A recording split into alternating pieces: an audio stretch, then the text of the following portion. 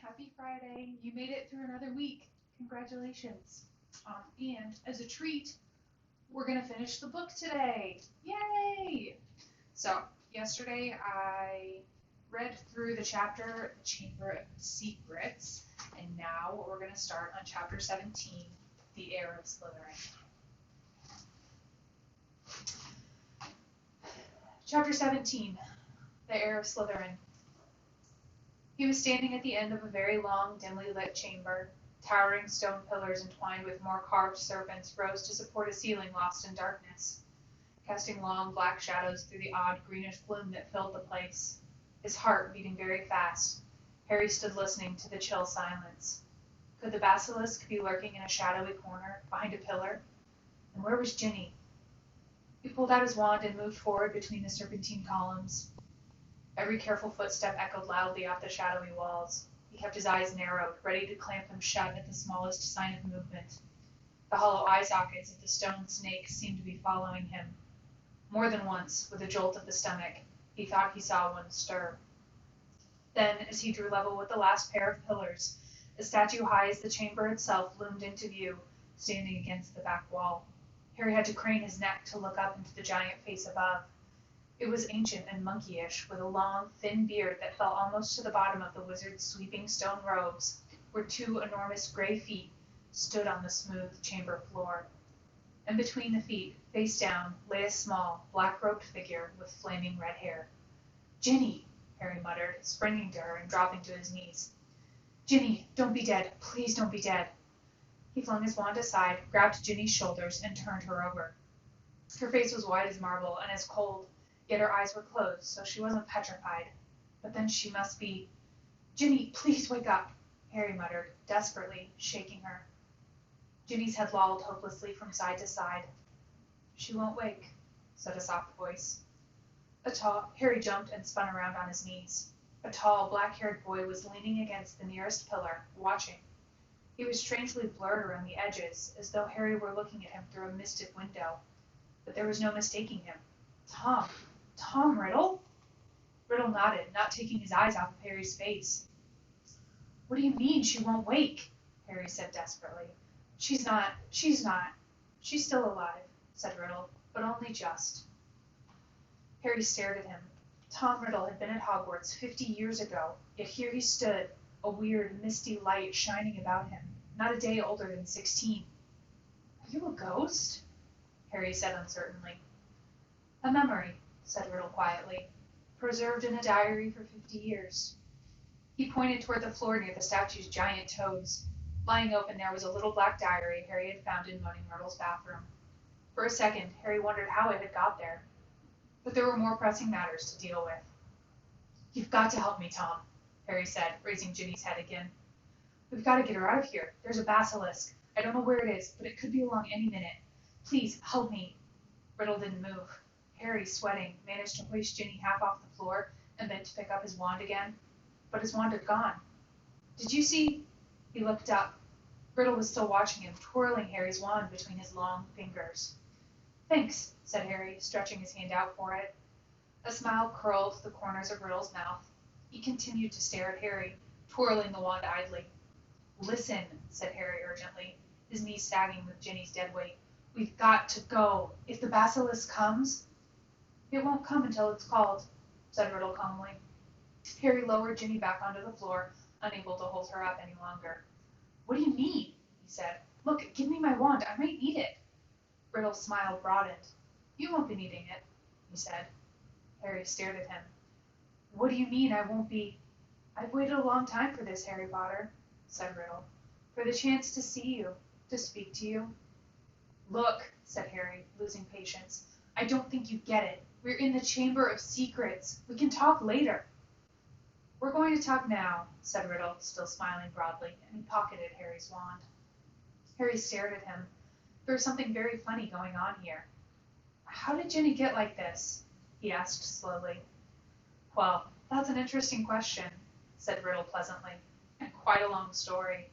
I suppose the real reason Ginny Weasley's like this is because she opened her heart and spilled all her secrets to an invisible stranger." "What are you talking about?" said Harry. "The diary," said Riddle. "My diary. Little Ginny's been writing in it for months and months, telling me all her pitiful worries and woes, how her brothers teased her, how she had to come to school with secondhand robes and books, and how, Riddle's eyes glinted, how she didn't think famous, good, great Harry Potter would ever like her. All the time he spoke, Riddle's eyes never left Harry's face. There was an almost hungry look in them. It's very boring having to listen to the silly little troubles of an 11-year-old girl, he went on. But I was patient. I wrote back. I was sympathetic. I was kind. Ginny simply loved me. No one's ever understood me like you, Tom. I'm so glad I've got this diary to confide in. It's like having a friend I can carry around in my pocket. Riddle laughed a high, cold laugh that didn't suit him. It made the hairs stand up on the back of Harry's neck. If I say it myself, Harry, I've always been able to charm the people I needed. So Ginny poured out her soul to me, and her soul happened to be exactly what I wanted. I grew stronger and stronger on a diet of her deepest fears, her darkest secrets. I grew powerful, far more powerful than little Miss Weasley. Powerful enough to start feeding Miss Weasley a few of my secrets, to start pouring a little of my soul back into her. What do you mean? Said Harry, whose mouth had gone very dry. Haven't you guessed it yet, Harry Potter? Said Riddle softly. Ginny Weasley opened the Chamber of Secrets. She strangled the school roosters and daubed threatening messages on the walls. She set the Serpent of Slytherin on 4 mudbloods and the Squib's cat. No, Harry whispered. Yes, said Riddle calmly. Of course she didn't know what she was doing at first. It was very amusing. I wish you could have seen her new diary entries. Far more interesting they became. Dear Tom, he recited, watching Harry's horrified face, I think I'm losing my memory. There are rooster feathers all over my robes, and I don't know how they got there. Dear Tom, I can't remember what I did on the night of Halloween, but a cat was attacked, and I've got paint all down my front. Dear Tom, Percy keeps telling me I'm pale and I'm not myself. I think he suspects me. There was another attack today, and I don't know where I was. Tom, what am I going to do? I think I'm going mad. I think I'm the one attacking everyone, Tom. Harry's fists were clenched, the nails digging deep into his palms. It took a very long time for stupid little Ginny to stop trusting her diary, said Riddle. But she finally became suspicious and tried to dispose of it. And that's where you came in, Harry. You found it. I couldn't have been more delighted. Of all the people who could have picked it up, it was you, the very person I was most anxious to meet. And why did you want to meet me? Said Harry. Anger was coursing through him, and it was an effort to keep his voice steady. Well, you see, Ginny told me all about you, Harry, said Riddle. Your whole fascinating history. His eyes roved over the lightning scar on Harry's forehead, and their expression grew hungrier. I knew I must find out more about you, talk to you, meet you if I could. So I decided to show you my famous capture of that great oaf Hagrid, to gain your trust. Hagrid's my friend, said Harry, his voice now shaking. And you framed him, didn't you? I thought you made a mistake, but... Riddle laughed his high laugh again. It was my word against Hagrid's, Harry. Well, you can imagine how it looked to old Armando Dippet. On the one hand, Tom Riddle, poor but brilliant, parentless but so brave, school prefect, model student. On the other hand, big, blundering Hagrid, in trouble every other week, trying to raise a werewolf cub under his bed, sneaking off to the Forbidden Forest to rush old trolls. But I admit, even I was surprised how well the plan worked. I thought someone must realize that Hagrid couldn't possibly be the heir of Slytherin. It had taken me 5 whole years to find out everything I could about the Chamber of Secrets and discover the secret entrance, as though Hagrid had the brains or the power. Only the Transfiguration teacher, Dumbledore, seemed to think Hagrid was innocent. He persuaded Dippet to keep Hagrid and train him as gamekeeper. Yes, I think Dumbledore might have guessed. Dumbledore never seemed to like me as much as the other teachers did. I bet Dumbledore saw right through you, said Harry, his teeth gritted. Well, he certainly kept an annoyingly close watch on me after Hagrid was expelled, said Riddle carelessly. I knew it wouldn't be safe to open the chamber again while I was still at school, but I wasn't going to waste those long years I'd spent searching for it. I decided to leave behind a diary, preserving my 16-year-old self in its pages, so that one day, with luck, I would be able to lead another in my footsteps and finish Salazar Slytherin's noble work. Well, you haven't finished it, said Harry triumphantly. No one's died this time, not even the cat. In a few hours, the Mandrake draft will be ready, and everyone who's petrified will be all right again. Haven't I already told you, said Riddle quietly, that killing mudbloods doesn't matter to me anymore. For many months now, My new target has been you. Harry stared at him. Imagine how angry I was when the next time my diary was opened, it was Ginny who was writing to me, not you. She saw you with the diary, you see, and panicked. What if you found out how to work it, and I repeated all her secrets to you? What if, even worse, I told you who'd been strangling roosters? So the foolish little brat waited until your dormitory was deserted and stole it back. But I knew what I must do. It was clear to me that you were on the trail of Slytherin's heir. From everything Ginny had told me about you, I knew you would go to any lengths to solve the mystery, particularly if one of your best friends was attacked. And Ginny had told me the whole school was buzzing because you could speak parcel tongue. So I made Ginny write her own farewell on the wall and come down here to wait. She struggled and cried and became very boring. But there isn't much life left in her. She put too much into the diary, into me. Enough to let me leave its pages at last. I've been waiting for you to appear here since we arrived. I knew you'd come. I have many questions for you, Harry Potter. Like what? Harry spat, fists still clenched. Well, said Riddle, smiling pleasantly, how is it that you, a skinny boy with no extraordinary magical talent, managed to defeat the greatest wizard of all time? How did you escape with nothing but a scar, while Lord Voldemort's powers were destroyed? There was an odd red gleam in his hungry eyes now. How do you care how I escaped? Said Harry slowly. Voldemort was after your time.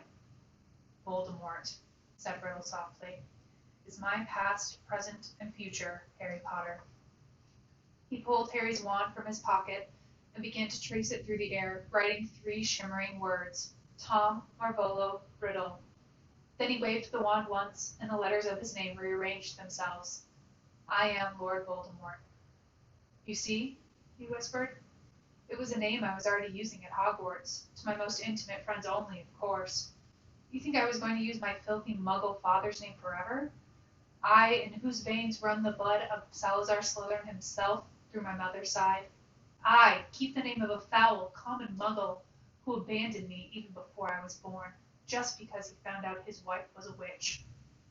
No, Harry, I fashioned myself a new name, a name I knew wizards everywhere would one day fear to speak, when I had become the greatest sorcerer in the world. Harry's brain seemed to have jammed. He stared numbly at Riddle, at the orphan boy who'd grown up to murder Harry's own parents and so many others. At last he forced himself to speak. You're not, he said, his quiet voice full of hatred. Not what?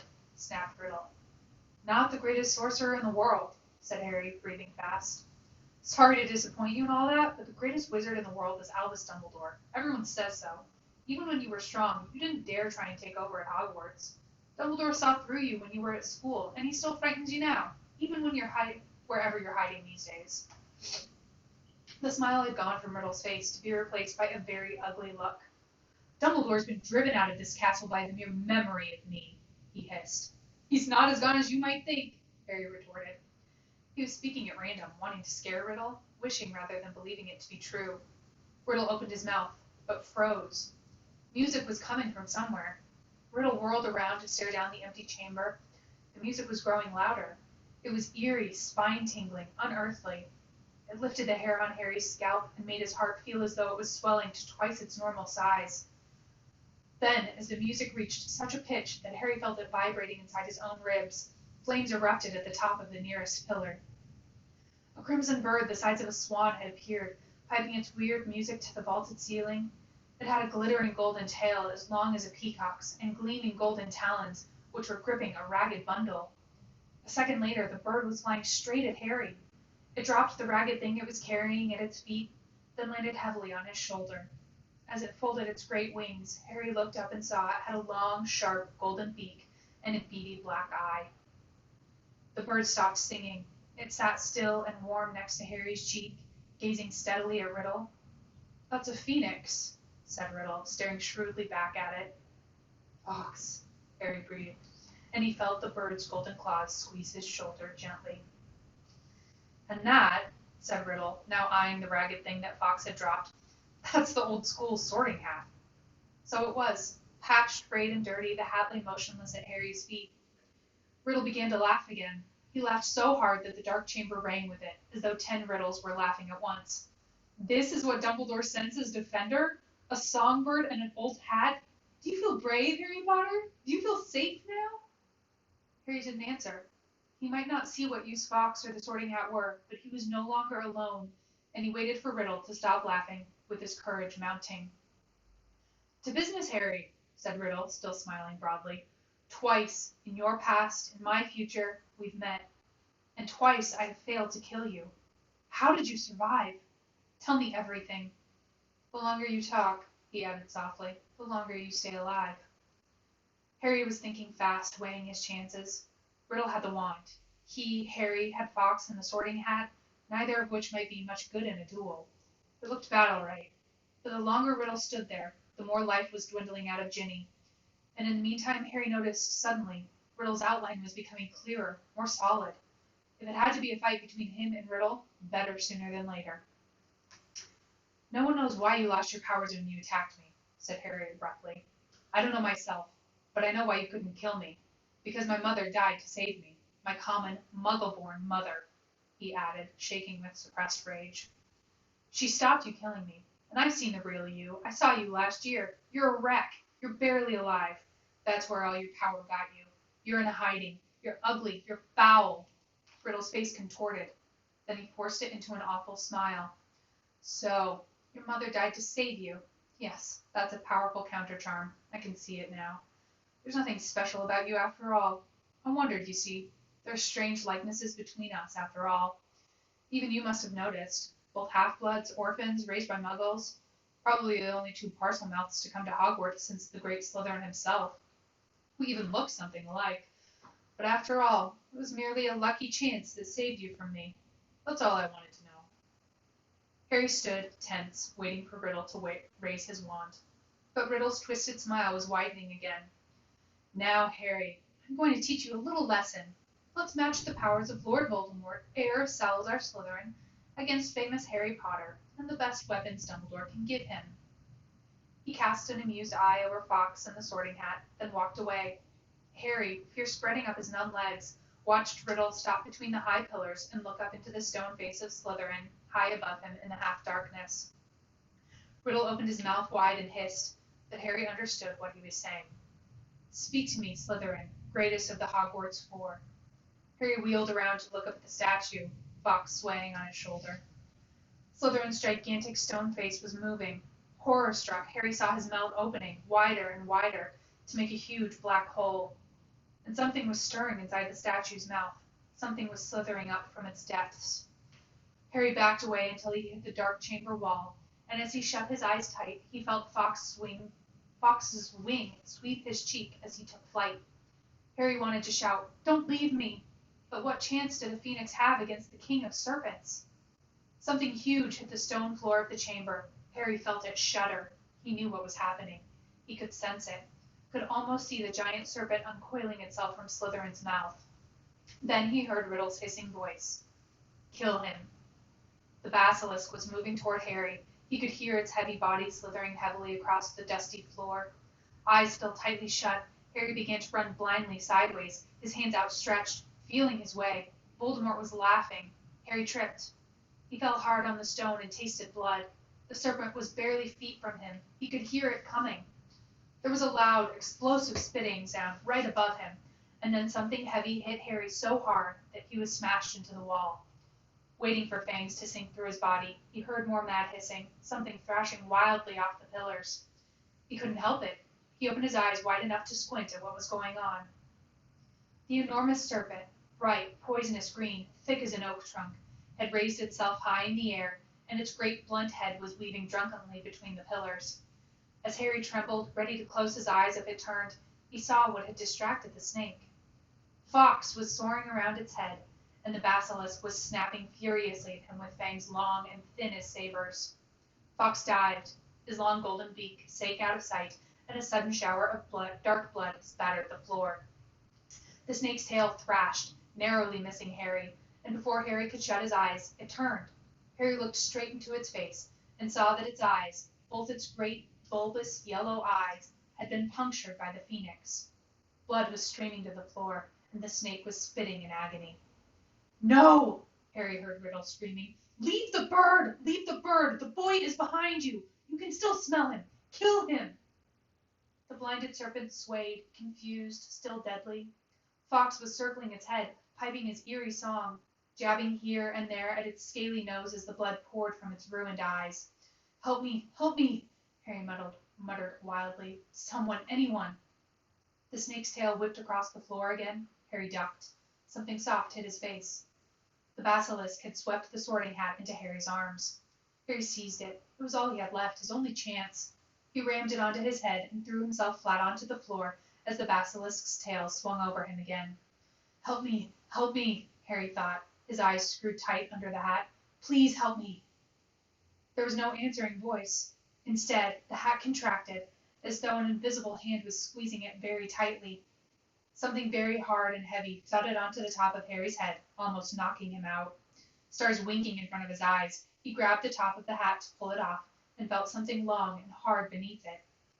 A gleaming silver sword had appeared inside the hat, its handle glittering with rubies the size of eggs. Kill the boy! Leave the bird! The boy is behind you! Sniff! Smell him!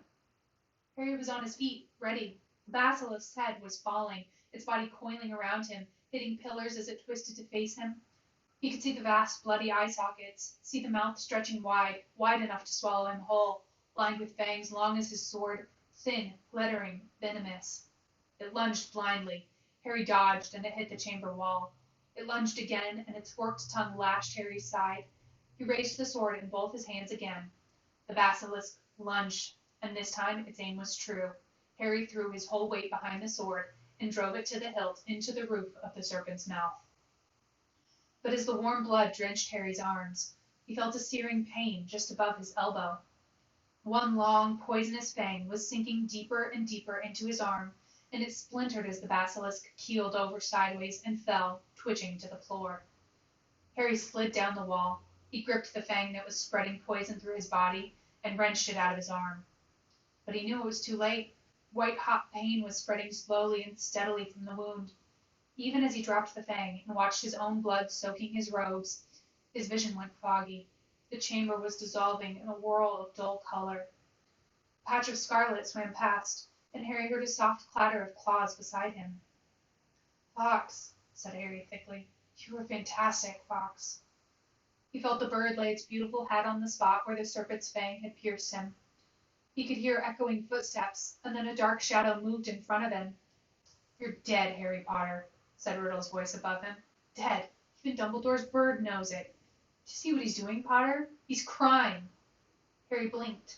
Fox's head slid in and out of focus. Thick, pearly tears were trickling down the glossy feathers. I'm going to sit here and watch you die, Harry Potter. Take your time. I'm in no hurry. Harry felt drowsy. Everything around him seemed to be spinning.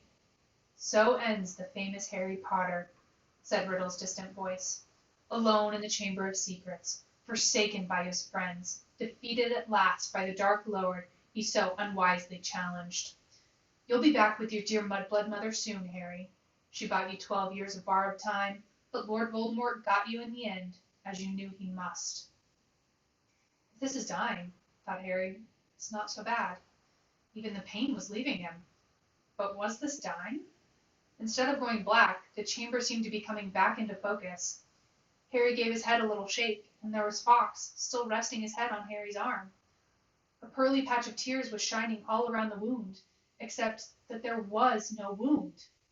Get away, Bert, said Riddle's voice suddenly. Get away from him. I said get away. Harry raised his head. Riddle was pointing Harry's wand at Fox. There was a bang like a gun, and Fox took flight again in a whirl of gold and scarlet. Phoenix tears, said Riddle quietly, staring at Harry's arm. Of course, healing powers, forgot. He looked into Harry's face. But it makes no difference. In fact, I prefer it this way. Just you and me, Harry Potter. You and me. He raised the wand. Then, in a rush of wings, Fox had soared back overhead, and something fell into Harry's lap. The diary. For a split second, both Harry and Riddle, wand still raised, stared at it. Then, without thinking, without considering, as though he had meant to do it all along, Harry seized the basilisk fang on the floor next to him and plunged it straight into the heart of the book. There was a long, dreadful, piercing scream. Ink spurted out of the diary in torrents, streaming over Harry's hands, flooding the floor. Riddle was writhing and twisting, screaming and flailing, and then he had gone. Harry's wand fell to the floor with a clatter, and there was silence.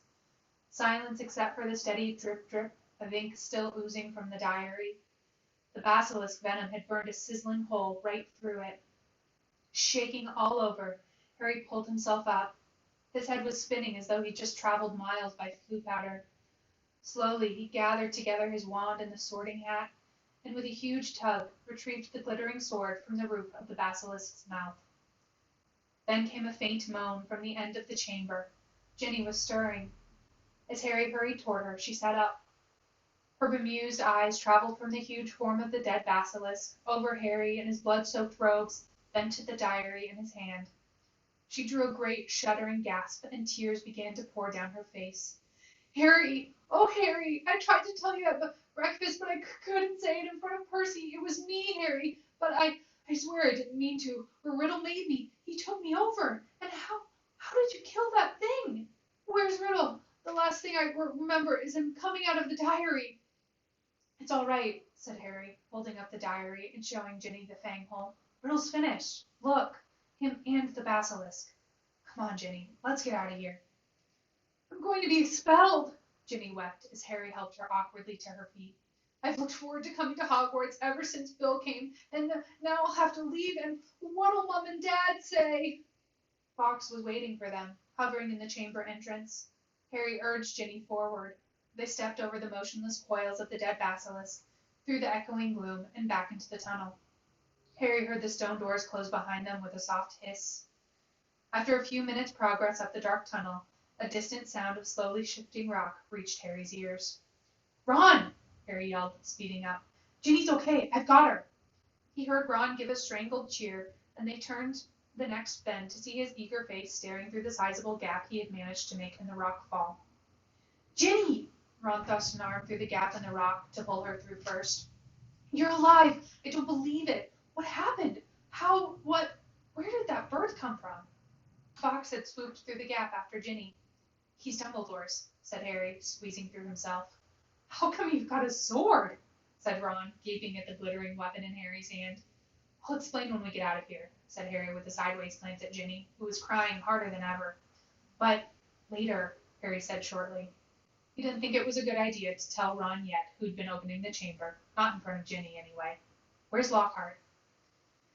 Back there, said Ron, still looking puzzled but jerking his head up the tunnel toward the pipe. He's in a bad way. Come and see. Led by Fawkes, whose wide scarlet wings emitted a soft golden glow in the darkness, they walked all the way back to the mouth of the pipe. Gilderoy Lockhart was sitting there, humming placidly to himself. His memory's gone, said Ron. The memory turn backfired. Hit him instead of us. Hasn't got a clue who he is, or where he is, or who we are. I told him to come and wait here. He's a danger to himself. Lockhart peered good-naturedly up at them all. Hello, he said. Odd sort of place, isn't this? Do you live here?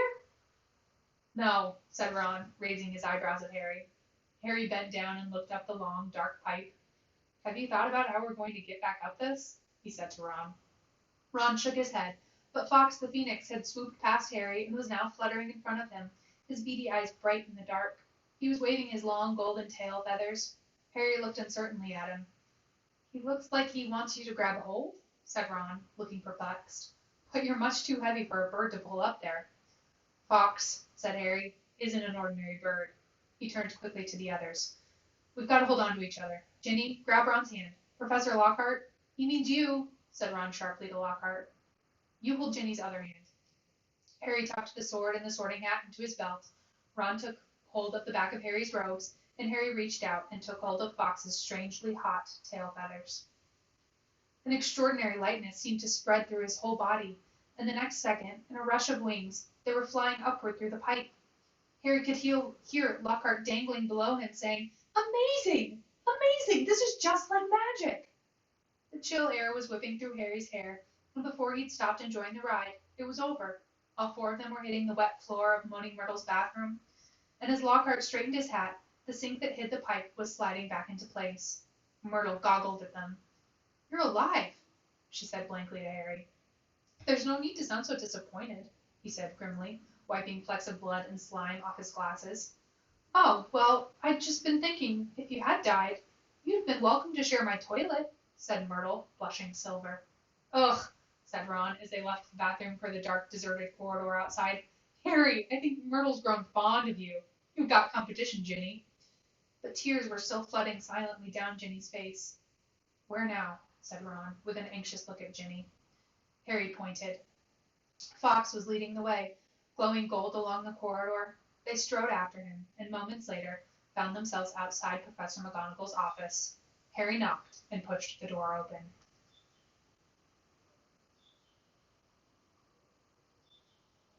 Chapter 18. Dobby's Reward. For a moment there was silence as Harry, Ron, Ginny, and Lockhart stood in the doorway, covered in muck and slime, and in Harry's case, blood. There was a scream. Ginny! It was Mrs. Weasley, who had been sitting crying in front of the fire. She leapt to her feet, closely followed by Mr. Weasley, and both of them flung themselves on their daughter. Harry, however, was looking past them. Professor Dumbledore was standing by the mantelpiece, beaming, next to Professor McGonagall, who was taking great, steadying gasps, clutching her chest. Fox went whooshing past Harry's ear and settled on Dumbledore's shoulder, just as Harry found himself and Ron being swept into Mrs. Weasley's tight embrace. You saved her! You saved her! How did you do it? I think we'd all like to know that, said Professor McGonagall weakly. Mrs. Weasley let go of Harry, who hesitated for a moment, then walked over to the desk and laid upon it the sorting hat, the ruby-encrusted sword, and what remained of Riddle's diary. Then he started telling them everything. For nearly a quarter of an hour he spoke into the rapt silence. He told them about hearing the disembodied voice, how Hermione had finally realized that he was hearing a basilisk in the pipes, how he and Ron had followed the spiders into the forest, that Aragog had told them where the last victim of the basilisk had died, how he had guessed that Moaning Myrtle had been the victim, and that the entrance to the Chamber of Secrets might be in her bathroom. Very well, Professor McGonagall prompted him as he paused. So you found out where the entrance was, breaking 100 school rules into pieces along the way, I might add. But how on earth did you get out of there alive, Potter? So Harry, his voice now growing hoarse from all this talking, told them about Fawkes' timely arrival, and about the sorting hat giving him the sword. But then he faltered. He had so far avoided mentioning Riddle's diary, or Ginny. She was standing with her head against Mrs. Weasley's shoulder, and tears were still coursing silently down her cheeks. What if they expelled her? Harry thought in panic. Riddle's diary didn't work anymore. How could they prove it had been he who'd made her do it all? Instinctively, Harry looked at Dumbledore, who smiled faintly, the firelight glancing off his half-moon spectacles. What interests me most, said Dumbledore gently, is how Lord Voldemort managed to enchant Ginny, when my sources tell me he's currently in hiding in the forests of Albania. Relief, warm, sweeping, glorious relief, swept over Harry. Well, what's that? Said Mr. Weasley in a stunned voice. You know who? Enchant Ginny? But Ginny's not. Ginny hasn't been. Has she? It was this diary, said Harry quickly, picking it up and showing it to Dumbledore. Riddle wrote in it when he was 16. Dumbledore took the diary from Harry and peered keenly down his long, crooked nose at its burnt and soggy pages. Brilliant, he said softly. Of course, he was probably the most brilliant student Hogwarts has ever seen. He turned around to the Weasleys, who were looking utterly bewildered. Very few people know that Lord Voldemort was once called Tom Riddle. I taught him myself 50 years ago at Hogwarts. He disappeared after leaving the school, traveled far and wide, sank so deeply into the dark arts, consorted with the very worst of our kind, underwent so many dangerous, magical transformations, that when he resurfaced as Lord Voldemort, he was barely recognizable. Hardly anyone connected Lord Voldemort to the clever, handsome boy who was once head boy here. But Ginny, said Mrs. Weasley, what's our Ginny got to do with him? His diary, Ginny sobbed. I've been writing in it, and he's been writing back all year. Ginny, said Mr. Weasley, flabbergasted. Haven't I taught you anything? What have I always told you? Never trust anything that can think for itself if you can't see where it keeps its brain. Why didn't you show the diary to me or your mother? A suspicious object like that, it was clearly full of dark magic. I didn't know, sobbed Ginny. I found it inside one of the books Mum got me. I thought someone had just left it in there and forgotten about it. Miss Weasley should go up to the hospital wing right away, Dumbledore interrupted in a firm voice. This has been a terrible ordeal for her. There will be no punishment. Older and wiser wizards than she have been hoodwinked by Lord Voldemort. He strode over to the door and opened it. Bed rest and perhaps a large steaming mug of hot chocolate. I always find that cheers me up, he added, twinkling kindly down at her. You will find that Madame Pomfrey is still awake. She's just giving out mandrake juice. I dare say the basilisk's victims will be waking up any moment. So Hermione's okay, said Ron brightly. There has been no lasting harm done, Ginny, said Dumbledore. Mrs. Weasley led Ginny out, and Mr. Weasley followed, still looking deeply shaken. You know, Minerva, Professor Dumbledore said thoughtfully to Professor McGonagall, I think this all merits a good feast. Might I ask you to go and alert the kitchens? Right, said Professor McGonagall crisply, also moving to the door. I'll leave you to deal with Potter and Weasley, shall I? Certainly, said Dumbledore. She left, and Harry and Ron gazed uncertainly at Dumbledore. What exactly had Professor McGonagall meant to deal with them? Surely they weren't about to be punished. I seem to remember telling you both that I would have to expel you if you broke any more rules, said Dumbledore. Ron opened his mouth in horror. Which goes to show that the best of us sometimes eat our words, Dumbledore went on, smiling. You will both receive special awards for services to the school, and let me see, yes, I think 200 points apiece for Gryffindor. Ron went as brightly pink as Lockhart's Valentine flowers and closed his mouth again. But one of us seems to be keeping mightily quiet about his part in this dangerous adventure, Dumbledore added. Why so modest, Gilderoy? Harry gave a start. He had completely forgotten about Lockhart. He turned and saw that Lockhart was standing in a corner of the room, still wearing his vague smile. When Dumbledore addressed him, Lockhart looked over his shoulder to see who he was talking to. Professor Dumbledore, said Ron quickly. There was an accident down in the Chamber of Secrets. Professor Lockhart. Am I a professor? Said Lockhart in mild surprise. Goodness, I expect I was hopeless, was I? He tried to do a memory term, and the wand backfired, Ron explained quietly to Dumbledore. Dear me, said Dumbledore, shaking his head, his long silver mustache quivering. Impaled upon your own sword, Gilderoy. Sword? Said Lockhart dimly. Haven't got a sword. That boy has, though. He pointed at Harry. He'll lend you one. Would you mind taking Professor Lockhart up to the infirmary, too? Dumbledore said to Ron. I'd like a few more words with Harry. Lockhart ambled out. Ron cast a curious look back at Dumbledore and Harry as he closed the door. Dumbledore crossed to one of the chairs by the fire. Sit down, Harry, he said, and Harry sat, feeling unaccountably nervous. First of all, Harry, I want to thank you, said Dumbledore, eyes twinkling again. You must have shown me real loyalty down in the chamber. Nothing but that could have called Fawkes to you. He stroked the phoenix, which had fluttered down onto his knee. Harry grinned awkwardly as Dumbledore watched him. And so you met Tom Riddle, said Dumbledore thoughtfully. I imagine he was most interested in you. Suddenly, something that was nagging at Harry came tumbling out of his mouth. Professor Dumbledore, Riddle said I'm like him. Strange likenesses, he said. Did he now? Said Dumbledore, looking thoughtfully at Harry from under his thick silver eyebrows. And what do you think, Harry? I don't think I'm like him, said Harry, more loudly than he'd intended. I mean, I'm in Gryffindor. But he fell silent, a lurking doubt resurfacing in his mind. Professor, he started again after a moment. The Sorting Hat told me I'd have done well in Slytherin. Everyone thought I was Slytherin's heir for a while, because I can speak Parseltongue. You can speak Parseltongue, Harry, said Dumbledore calmly, because Lord Voldemort, who is the last remaining ancestor of Salazar Slytherin, can speak Parseltongue. Unless I'm much mistaken, he transferred some of his own powers to you the night he gave you that scar. Not something he intended to do, I'm sure. Voldemort put a bit of himself in me? Harry said, thunderstruck. It certainly seems so. So I should be in Slytherin, Harry said, looking desperately into Dumbledore's face. The Sorting Hat could see Slytherin's power in me, and it put you in Gryffindor, said Dumbledore calmly. Listen to me, Harry. You happen to have many qualities Salazar Slytherin prized in his hand-picked students. His very own rare gift, Parseltongue, resourcefulness, determination, a certain disregard for rules, he added, his mustache quivering again. Yet the Sorting Hat placed you in Gryffindor. You know why that was. Think. It only put me in Gryffindor, said Harry in a defeated voice, because I asked not to go in Slytherin. Exactly, said Dumbledore, beaming once more, which makes you very different from Tom Riddle. It is our choices, Harry, that show what we truly are, far more than our abilities. Harry sat motionless in his chair, stunned.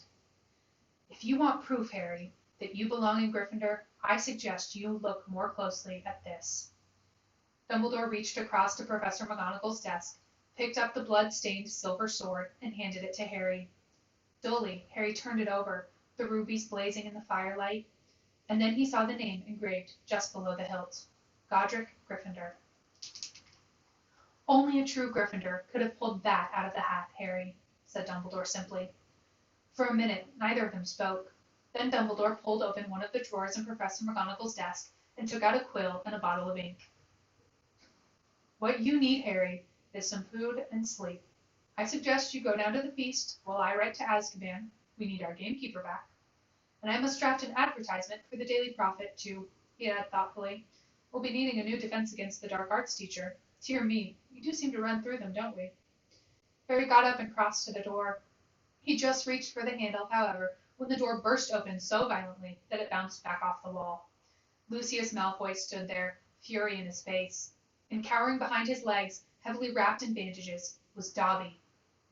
Good evening, Lucius, said Dumbledore pleasantly. Mr. Malfoy almost knocked Harry over as he swept into the room. Dobby went scurrying after him, crouching at the hem of his cloak, a look of abject terror on his face. The elf was carrying a stained rag with which he was attempting to finish cleaning Mr. Malfoy's shoes. Apparently Mr. Malfoy had set out in a great hurry, for not only were his shoes half polished, but his usually sleek hair was disheveled. Ignoring the elf bobbing apologetically around his ankles, he fixed his cold eyes upon Dumbledore. So, he said, you've come back. The governor suspended you, but you still saw fit to return to Hogwarts. Well, you see, Lucius, said Dumbledore, smiling serenely, the other 11 governors contacted me today. It was something like being caught in a hailstorm of owls, to tell the truth. They'd heard that Arthur Weasley's daughter had been killed and wanted me back here at once. They seemed to think I was the best man for the job after all. Very strange tales they told me, too. Several of them seemed to think that you had threatened to curse their families if they didn't agree to suspend me in the first place. Mr. Malfoy went even paler than usual, but his eyes were still slits of fury. So, have you stopped the attack yet? He sneered. Have you caught the culprit? We have, said Dumbledore with a smile. Well, said Mr. Malfoy sharply, who is it? The same person as last time, Lucius, said Dumbledore. But this time Lord Voldemort was acting through somebody else, by means of this diary. He held up the small black book with a large hole through the center, watching Mr. Malfoy closely. Harry, however, was watching Dobby. The elf was doing something very odd. His great eyes fixed meaningfully on Harry, he kept pointing at the diary, then at Mr. Malfoy, and then hitting himself hard on the head with his fist. I see, said Mr. Malfoy slowly to Dumbledore. A clever plan, said Dumbledore in a level voice, still staring at Mr. Malfoy straight in the eye. Because if Harry here, Mr. Malfoy shot Harry a swift, sharp look, and his friend Ron hadn't discovered this book, why, Ginny Weasley might have taken all the blame. No one would ever have been able to prove she hadn't acted of her own free will. Mr. Malfoy said nothing. His face was suddenly mask-like. And imagine, Dumbledore went on, what might have happened then. The Weasleys are one of our most prominent pure-blood families. Imagine the effect on Arthur Weasley and his Muggle Protection Act if his own daughter was discovered attacking and killing Muggleborns. Very fortunate the diary was discovered and Riddle's memories wiped from it. Who knows what the consequences might have been otherwise? Mr. Malfoy forced himself to speak. Very fortunate, he said stiffly. And still, behind his back, Dobby was pointing, first to the diary, then to Lucius Malfoy, then punching himself in the head. And Harry suddenly understood. He nodded at Dobby, and Dobby backed into a corner, now twisting his ears in punishment. Don't you want to know how Ginny got hold of that diary, Mr. Malfoy? Said Harry. Lucius Malfoy rounded on him. How should I know how that stupid little girl got hold of it? He said. Because you gave it to her, said Harry, in Flourish and Blots. You picked up her old Transfiguration book and slipped the diary inside it, didn't you? He saw Mr. Malfoy's white hands clench and unclench. Prove it, he hissed. Oh, no one will be able to do that, said Dumbledore, smiling at Harry. Not now that Riddle has vanished from the book. On the other hand, I would advise you, Lucius, not to go giving out any more of Lord Voldemort's old school things. If any more of them find their way into innocent hands, I think Arthur Weasley, for one, will make sure that they are traced back to you." Lucius Malfoy stood for a moment, and Harry distinctly saw his right hand twitch, as though he was longing to reach for his wand. Instead, he turned to his house elf. "We're going, Dobby." He wrenched open the door, and as the elf came hurrying up to him, he kicked him right through it. They could hear Dobby squealing with pain all the way down the corridor. Harry stood for a moment, thinking hard. Then it came to him. "Professor Dumbledore," he said hurriedly, "can I give that diary back to Mr. Malfoy, please?" "Certainly, Harry," said Dumbledore calmly. "But hurry, the feast, remember?" Harry grabbed the diary and dashed out of the office. He could hear Dobby's squeals of pain receding around the corner. Quickly, wondering if this plan could possibly work, Harry took off one of his shoes, pulled off his slimy, filthy sock, and stuffed the diary into it. Then he ran down the dark corridor. He caught up with them at the top of the stairs. "Mr. Malfoy!" he gasped, skidding to a halt. "I've got something for you." And he forced the smelly sock into Lucius Malfoy's hand. "What the—" Mr. Malfoy ripped the sock off the diary, threw it aside, then looked furiously from the ruined book to Harry. "You'll meet the same sticky end as your parents one of these days, Harry Potter," he said softly. "They were meddlesome fools, too." He turned to go. "Come, Dobby. I said come." But Dobby didn't move. He was holding up Harry's disgusting, slimy sock and looking at it as though it were a priceless treasure. "Master has given a sock," said the elf in wonderment. "Master gave it to Dobby." "What's that?" spat Mr. Malfoy. "What did you say?" "Got a sock," said Dobby in disbelief. "Master threw it, and Dobby caught it, and Dobby is free." Lucius Malfoy stood frozen, staring at the elf. Then he lunged at Harry. "You've lost me my servant boy." But Dobby shouted, "You shall not harm Harry Potter." There was a loud bang, and Mr. Malfoy was thrown backward. He crashed down the stairs, 3 at a time, landing in a crumpled heap on the landing below. He got up, his face livid, and pulled out his wand. But Dobby raised a long, threatening finger. "You shall go now," he said fiercely, pointing down at Mr. Malfoy. "You shall not touch Harry Potter. You shall go now." Lucius Malfoy had no choice. With a last incensed stare at the pair of them, he swung his cloak around him and hurried out of sight. "Harry Potter freed Dobby!" said the elf shrilly, gazing up at Harry, moonlight from the nearest window reflected in his orb-like eyes. "Harry Potter set Dobby free!" "Least I could do, Dobby," said Harry, grinning. "Just promise never to try and save my life again." The elf's ugly brown face split suddenly into a wide, toothy smile. "I've just got one question, Dobby," said Harry, as Dobby pulled on Harry's sock with shaking hands. "You told me all this had nothing to do with He Who Must Not Be Named, remember?" "It was a clue, sir," said Dobby, his eyes widening, as though this was obvious. "It was giving you a clue. The Dark Lord, before he changed his name, could be freely named, you see?" "Right," said Harry weakly. "Well, better go. There's a feast, and my friend Hermione should be awake by now." Dobby threw his arms around Harry's middle and hugged him. "Harry Potter is greater by far than Dobby knew," he sobbed. "Farewell, Harry Potter." And with a final loud crack, Dobby disappeared. Harry had been to several Hogwarts feasts, but never one quite like this. Everyone was in their pajamas, and the celebration lasted all night. Harry didn't know whether the best bit was Hermione running toward him, screaming, "You solved it! You solved it!" or Justin hurrying over from the Hufflepuff table to wring his hand and apologize endlessly for suspecting him, or Hagrid turning up at 3:30, cuffing Harry and Ron so hard on the shoulders that they were knocked into their plates of trifle, or his and Ron's 400 points for Gryffindor securing the House Cup for the second year running, or Professor McGonagall standing up to them all to tell them all that the exams had been cancelled as a school treat. "Oh no," said Hermione. Or Dumbledore announcing that, unfortunately, Professor Lockhart would be unable to return next year, owing to the fact that he needed to go away and get his memory back. Quite a few of the teachers joined in the cheering that greeted this news. "Shame," said Ron, helping himself to a jam donut. He was starting to grow on me. The rest of the final term passed in a haze of blazing sunshine. Hogwarts was back to normal, with only a few small differences. Defense Against the Dark Arts classes were canceled, but we've had plenty of practice at that anyway, Ron told the disgruntled Hermione. And Lucius Malfoy had been sacked as a school governor. Draco was no longer strutting around the school as though he owned the place. On the contrary, he looked resentful and sulky. On the other hand, Ginny Weasley was perfectly happy again. Too soon, it was time for the journey home on the Hogwarts Express. Harry, Ron, Hermione, Fred, George, and Ginny got a compartment to themselves. They made the most of the last few hours in which they were allowed to do magic before the holidays. They played Exploding Snap, set off the very last of Fred and George's filibuster fireworks, and practiced disarming each other by magic.